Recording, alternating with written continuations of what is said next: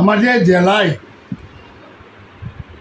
নতুন police super join করার পর থেকে আইন শৃঙ্খলার চরম অবনতি দেখা দিয়েছে।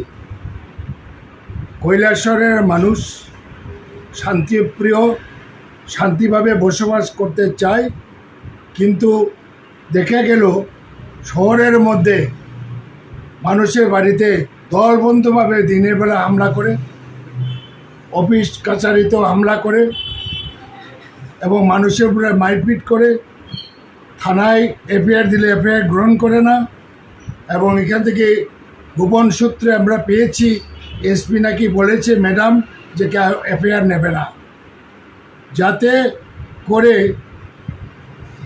এই ক্রাইম জিনিসটা কম দেখানোর জন্য। অথচ মানুষ আজকে বিপন্ন।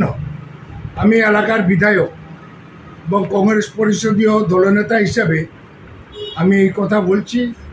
এই দেখেন একজন ছেলে রূপন উদ্দিন বাড়ির সম্প্রদায়, দরিদ্র করে ছেলে, রোজগার করে সংসার চালায়, তার বিধবা মা, বউ বাচ্চা রয়েছে, এবং সেখানে যারা মানব প্রচারকারী বাংলাদেশি রোহিঙ্গা প্রচারকারী তৈমুর আলী, শাহিন আলী, হুসাইন আলী, তিনজন সম্প্রদায়ের দিকে বর্ডারে তার কেটে বা না কেটেও জানি না কীভাবে এখানে রোহিঙ্গা প্রচার করে।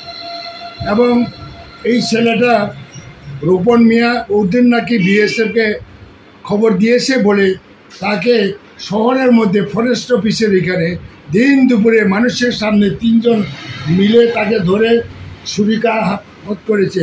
প্রচুর আঘাত তার মাথার মধ্যে, প্রচুর সেলাই। এবং তার বিধবা মা, তার শ্বশুর থানাতে গেছে, এফআইআর করেছে, এফআইআর এখনও গ্রহণ করেনি। এবং শুনেছি গোপন সূত্রে এসপি নাকি বলেছে সেই এফআইআর গ্রহণ করে। এবং আমি এসপিকে চিঠি লিখছি, যদি এসপি কোনো ভিড় ব্যবস্থা না নেয় তা আমি হাইকোর্টে দ্বারস্থ হতে বাধ্য হব। মুখ্যমন্ত্রী, ডাইরেক্টর জেনারেল পুলিশকেও আমি কপি দিয়েছি, ডিআইজি কুমারঘাটকে কপি দিয়েছি। আমি জানি না একটা রিপ্লাই পাবো কি না, এবং যদি না পাই আমি পরপর যত ঘটনা হয়েছে এসপিকে চিঠি লিখব।